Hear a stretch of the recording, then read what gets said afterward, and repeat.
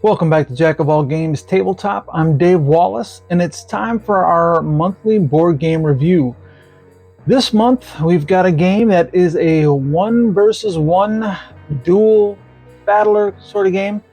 Kind of brings back some warm, fuzzy memories of the game Stratego, which, if I think about it, was really my first love in board games from when I was a young kid. But we're not talking about Stratego. We are talking about a game that is highly asymmetrical. And that game is Kelp. When I say highly asymmetrical, I mean like if you were sitting down with your friend to play Battleship and you opened up your board and he opened up Hungry Hungry Hippos, but somehow it worked. Both sides of this game are very different. Kelp is octopus versus shark, or shark versus octopus. Beautiful game, really well depicts what nature is like, and that is something about it that's very calming and peaceful, and it's also violent and beautiful and deadly and all in one. That's nature, and that is Kelp. This is a really cool, interesting game, very unique. Feels very unique to me anyway. I think because it is such different play styles for each side of the game, and I've never played anything like that. I've seen plenty of games that have asymmetrical powers, but this one is totally different play styles on either side. So let's go ahead and jump into this month's review from Wonderbow Games. This is 2 players, obviously. It's 40 to 60 minutes, suggested for ages 10 and up. This is Kelp.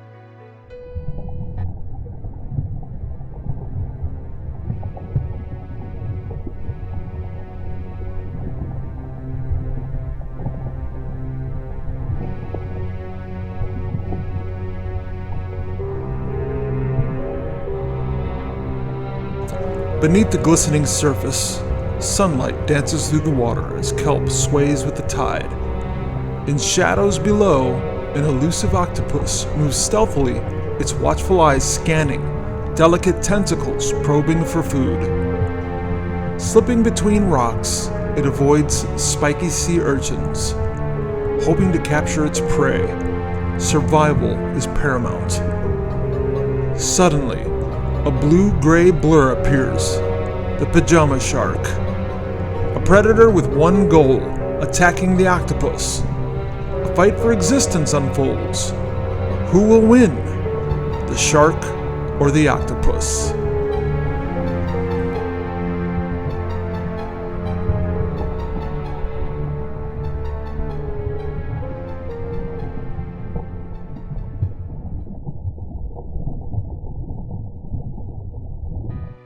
There you go. That's what it looks like, and it is definitely an interesting game.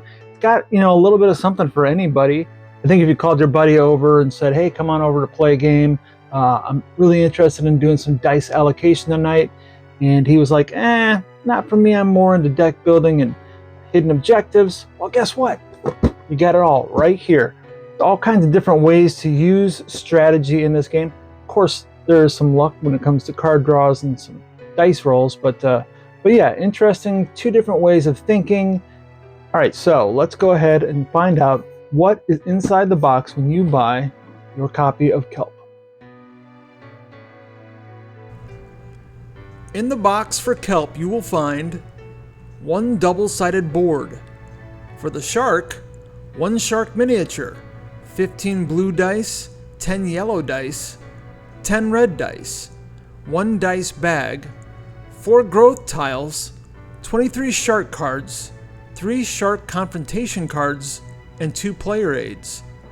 For the octopus, 18 blocks for octopus, food, traps, double shell, and shells.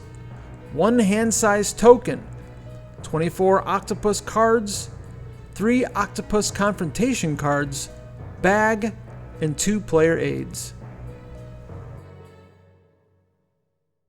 Up next is, of course, aesthetics.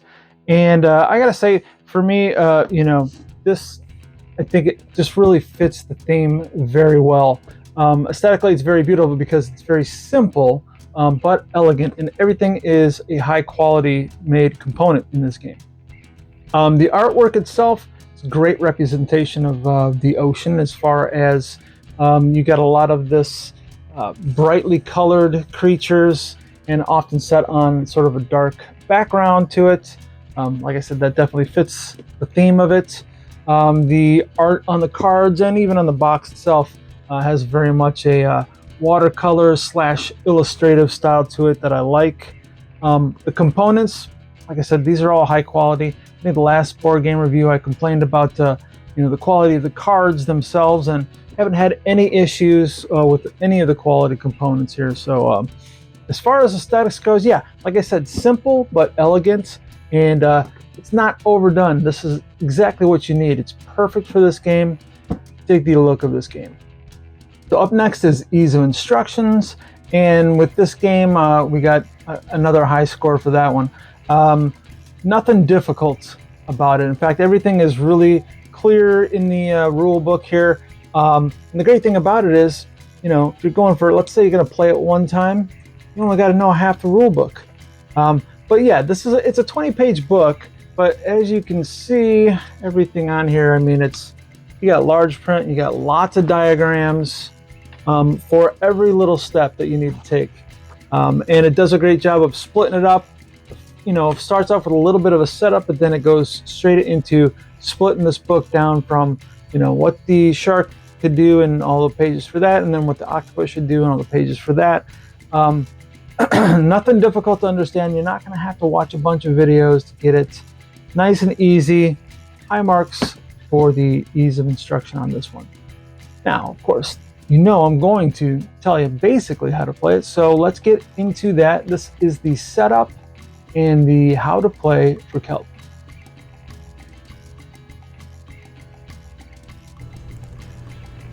Setup.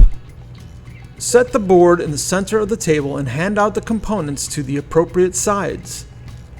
For the shark setup, place the starting dice into the bag and the remaining dice within reach.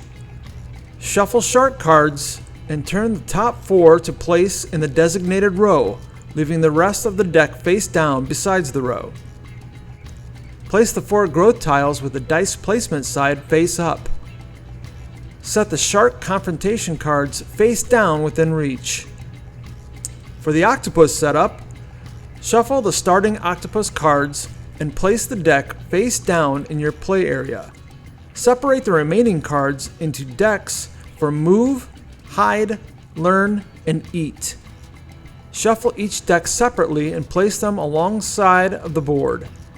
Place the matching food block on the top eat card.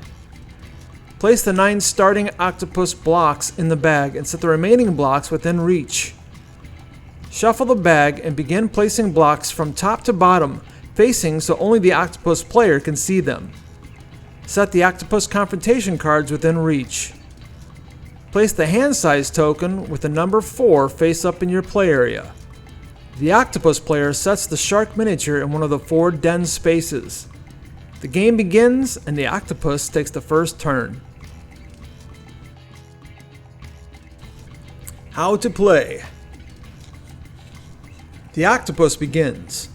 Start by drawing your starting hand size of cards from your deck. On your turn, you have 2 actions. You can choose to 1. Play a card from your hand, which may allow you to move by either swapping or shuffling blocks, hide by resetting exposed blocks, learn by gaining new cards, or eat by consuming food blocks. 2. Draw cards up to the size of your hand. Or 3. Discard 1 card from your hand to hide 1 block. During the game, blocks will be exposed, whether by your opponent or by your own actions. Exposed blocks stay down until a hide action is played, even if they are swapped with unexposed blocks. Consuming 4 food blocks will give the octopus the win. On the shark's turn, start by shaking the bag and drawing your dice, 2 to begin with. Blue dice represent currents. Currents move you across the board faster as you may skip over them in your movement. You may skip over multiple currents in a row, provided they are placed in descending order. Instead of playing the blue dice as currents, you may place them in your energy. Dice in the energy space will allow you to buy cards that grant extra abilities. Used current dice may be placed in your growth track. Yellow dice are used to search. If the number on your die matches the zone value, you may reveal an adjacent block in that zone. Once the search die is used, it may be placed in your growth track. You may also place yellow dice in the energy section instead of searching. Red dice are to strike at a tile. If the die is equal to or more than the zone value, expose the block if it is not already exposed. If it is the octopus, move to the confrontation phase. Used red dice go to the hunger track. Red dice may also be used for stored energy. Blue and yellow dice that fill a growth tile go back into your bag, and the tile is flipped and a permanent advantage is gained. Once all growth tiles are flipped, spent blue and yellow dice go straight to your bag. Whenever spending energy to buy a card, one of the dice must go to your hunger track.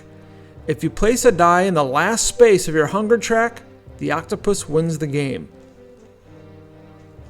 When the shark exposes the octopus tile, a confrontation occurs. Each player secretly selects one card from the confrontation deck. They reveal simultaneously. If the color cards match, the shark wins the game. If they do not, the octopus uses the defensive measures on the card they have played, and the octopus's card is removed from the game along with the matching color card from the shark's hand. Easy enough, right? You're ready to play. So as far as cost and availability, $50, that's how much this game goes for. And I gotta say, for the price of games these days, $50 is nothing, especially if it's a nice quality game. Definitely say for what comes in the box and for how it plays, definitely a good value on that one. As far as availability goes, good game shops are going to carry this.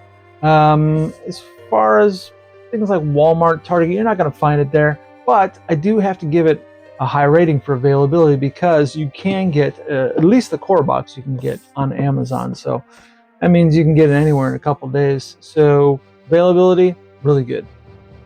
So as far as expansions go, I actually didn't even realize there were expansions. I was ready to say, there's not any, but there's a few different things from Kickstarter exclusives that you can get a hold of if you backed it.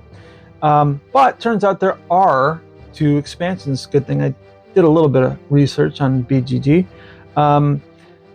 Brilliant Behaviors mini expansion set and the New Pursuits mini expansion set are available for this game.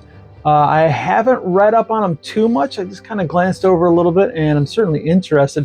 I know the Brilliant Behaviors expansion set has a couple of interesting little tricks to it, like you can ride a jellyfish. I'm assuming that is for the octopus to kind of relocate.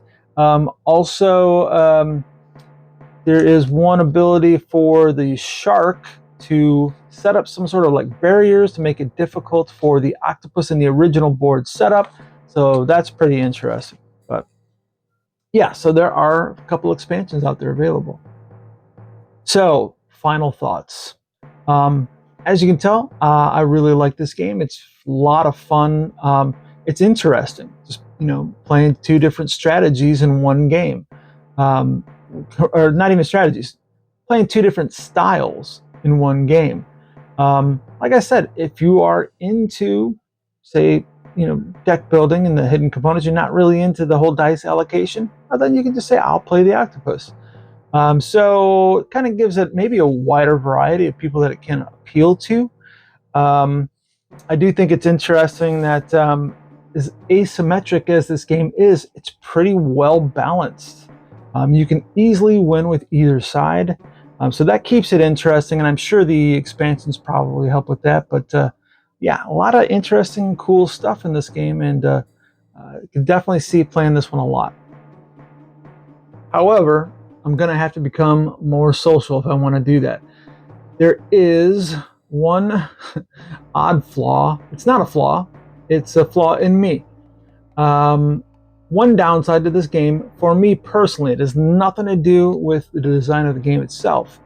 But I do have a couple of friends that I actually play board games with on occasion. But most of these games I play by myself, even battlers, even one-on-one, because I just enjoy the mechanics and I like seeing how different strategies can work at once. And I will often play and just try to be honest with myself about, if I was this person, what would I do? And if I was that one, what would I do? However, I can't really do that with this game because of the hidden objectives. Playing the shark, I mean, I can try to approach it as, well, if I didn't know the shark was here, but I do know, and it seeps into your subconscious. So yeah, I mean, that's the only trick to it, really. Like I said, it has nothing to do with the game. It's more of a me thing. But yeah, I mean, overall, definitely high scores for this game. Really fun to play, and absolutely 100% suggest and recommend this game. So that's going to be it for the Kelp review.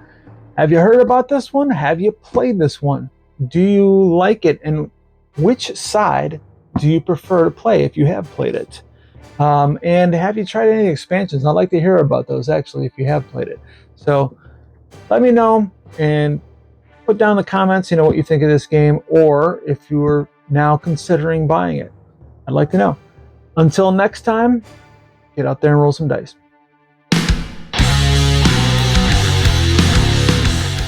Thank you once again for watching Jack of All Games Tabletop. I really appreciate the support, and if you wouldn't mind, maybe give it a little thumbs up if you enjoyed the video. Of course, I love reading your comments, and with any questions, suggestions, or corrections, feel free to leave them in the comments. Or, of course, you can always get a hold of me at jackofallgamestt@gmail.com. And if you're a game designer and you want to talk about your game on the show, I'd love to hear from you, so drop me a message.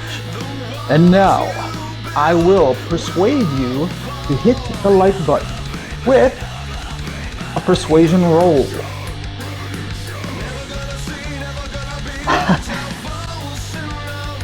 Well, turns out I have advantage on persuasion rolls.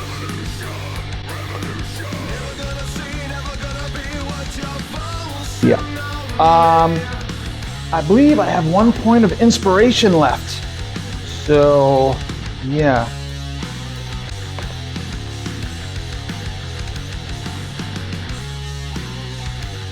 Hey, check out my hot wife. Yeah, she's always distracting me.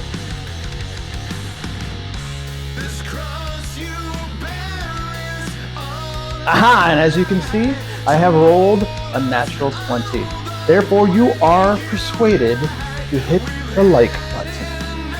And now, thanks to my power of persuasion, I know that I will see you next week.